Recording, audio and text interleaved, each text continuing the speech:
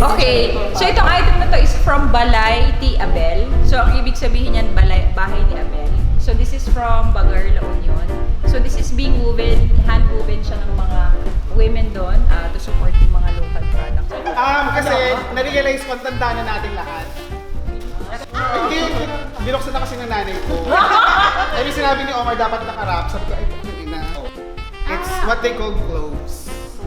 Pag nagustuhan nyo, yung friend ko lang kasi yung pinagawaan ko. So, Nag-leave ako nung Friday just to buy these. Grabe, kasalanan pa natin. Hindi, pinega naman ako. Para siyang wooden Anong story man? Ang story yung balot. Kasi dapat pang tinapay. Hindi pwede ka.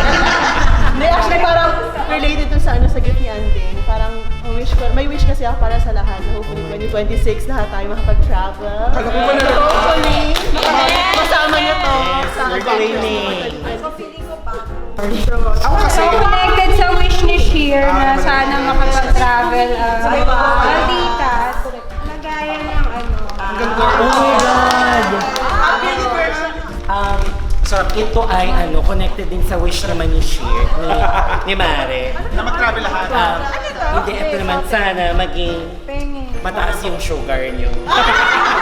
Sabay tayong mag-metformin. ayan, walang kwento ang gift. Yung mabigat, ibig sabihin may chocolate kasi yung recipient may may mga anak pa na May toddlers. condition ba?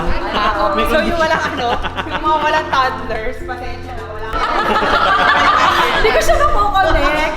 Ano na siya, reed diffuser. So, pampabango ng bahay. moisturize. Chocolate moisturize. Ng Ng ano? Ng kutis.